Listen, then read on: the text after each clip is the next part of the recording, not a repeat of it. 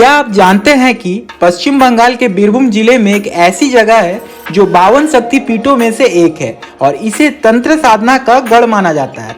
जी हाँ, मैं बात कर रहा हूँ तारापीठ मंदिर के बारे में। पौराणिक कथाओं के अनुसार शिव जी के रुद्र तांडव के दौरान माता सती के शरीर के विभिन्न अंग अलग अलग स्थानों पर गिरे थे और जहाँ तारापीठ मंदिर स्थित है वहाँ पे माता सती के आंखों के पुतली का तारा गिरा था और यहीं से इस अद्भुत स्थान का नाम तारापीठ पड़ा।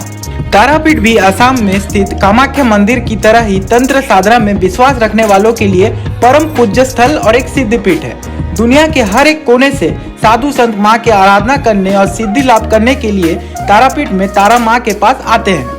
ये मंदिर में साधक भामा खेपा जैसे बहुत सारे साधु संत सिद्धि लाभ किए थे और कहते हैं आप अगर तारापीठ में आके श्रद्धा भक्ति से माँ के दर्शन और पूजा करोगे, माँ आपको हर एक दुख से मुक्ति दिलवाएंगे।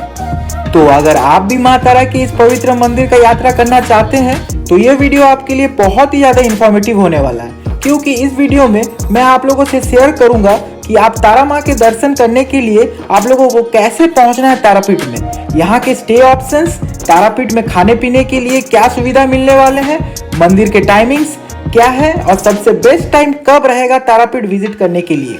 ऑल इन्फॉर्मेशन आप लोगों को इस वीडियो में मैं शेयर करूंगा। तो सबसे पहले बात करते हैं आप कैसे तारापीठ मंदिर तक पहुंच सकते हो।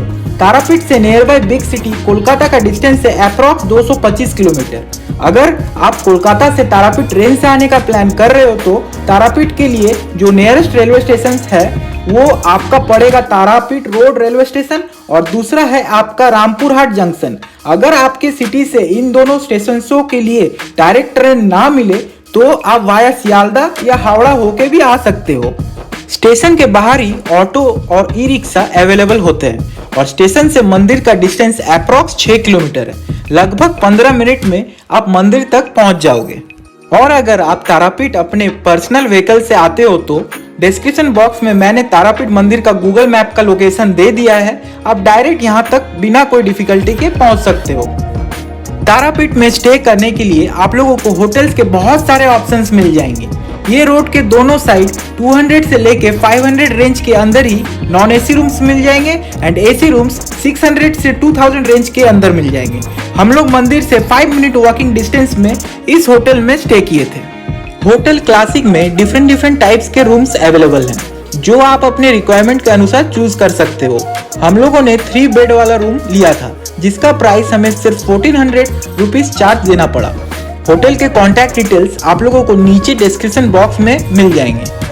अब जान लेते हैं मंदिर के टाइम्स के बारे में और आपको यहाँ पे दर्शन कैसे करना है। तारापीठ मंदिर सुबह 6 बजे से रात को 9 बजे तक खुला रहता है।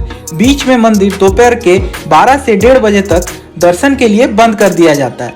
इस अवधि में माँ को भोग लगाया जाता है। भोग में चावल, पुलाव, मछली और 5 प्रकार के व्यंजन होते हैं। आप भी चाहो तो माँ तारा को भोग चढ़ा सकते हैं। भोग के प्राइस 2100 रुपये से स्टार्ट हो जाते हैं, तो आप लोग चाहो तो 2100 वाला भोग भी चढ़ा सकते हैं या फिर अपने हिसाब से उससे भी ज़्यादा का चढ़ा सकते हैं। मंदिर में भोग चढ़ाने के लिए मंदिर के कमेटी के साथ या फिर मंदिर के बाहर दुकान में कांटेक्ट कर ले, वही लोग आपके लिए भोग का सारा अरेंजमेंट कर देंगे। तारापीठ मंदिर में रोजाना लगभग 10 से 12 हजार लोग दर्शन और पूजा करने के लिए आते हैं। यहाँ दर्शन करने के लिए 2 लाइन होते हैं। एक तो जनरल लाइन जहाँ सुबह 4 बजे से भक्तों का लाइन लगना शुरू हो जाता है और दूसरा है VIP line. But VIP line के लिए आप लोगों को एक्स्ट्रा चार्ज देना होता है और लगभग 15 मिनट में आपका दर्शन और पूजा हो जाएगा। बट बात करें जनरल लाइन की, कोई भी चार्ज नहीं लगता है। मंदिर पहुंचने से पहले आप लोगों को मंदिर में चढ़ाने के लिए फूल और प्रसाद वगैरह ले लेना है। तारा माँ को अड़हुल के फूल चढ़ाए जाते हैं और प्रसाद के रूप में नारियल, पेड़ा वगैरह चढ़ाए जाते हैं जो आप लोगों को मंदिर के बाहर इन दुकानों में ही मिल जाएगा। आप जिस दुकान से पूजा के लिए फूल प्रसाद परचेस करोगे उसी दुकान से पूजा करवाने के लिए पांडा भी ले सकते हो। यहाँ पे आपको पूजा देने के लिए पांडा लेना ही होगा। यहाँ का ऐसा ही सिस्टम है। आप अपने मर्जी से 50-100 पांडा को दक्षिणा दे सकते हो। मंदिर के प्रवेश द्वार के बाहर ही राइट हैंड साइड ये जगह में 3 रुपए दे के आप अपना शूज रख सकते हो। इसके अलावा मंदिर परिसर के अंदर कई जगहों पर फोन या कैमरे से फोटो या वीडियो लेना अलाउड नहीं है। तो आप लोगों को इन बातों को विशेष ध्यान रखकर मंदिर में प्रवेश करना है।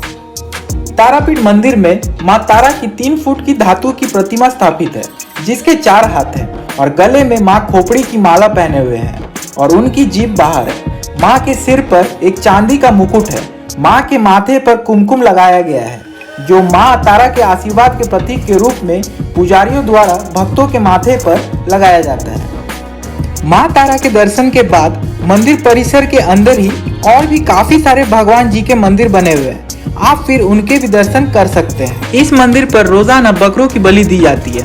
मंदिर परिसर में ही आप लोगों को जीवित पुकुर नाम का एक पवित्र तालाब भी देखने को मिल जाएगा। ऐसा कहा जाता है कि इस पवित्र तालाब के जल के स्पर्श मात्र ही मुर्दे में भी जान आ जाते हैं। शाम को 7 बजे मंदिर के अंदर शांति पूजा होता है। आप चाहो तो 5000 रुपीज दे के ये शांति पूजा करा सकते हो।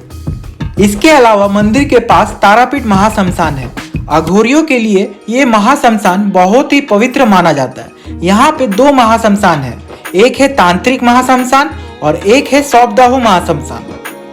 तारापीठ साधक बामाखेपा के लिए भी जाना जाता है। तारापीठ से लगभग 2 किलोमीटर दूर स्थित अटला गांव में उनका जन्म हुआ था।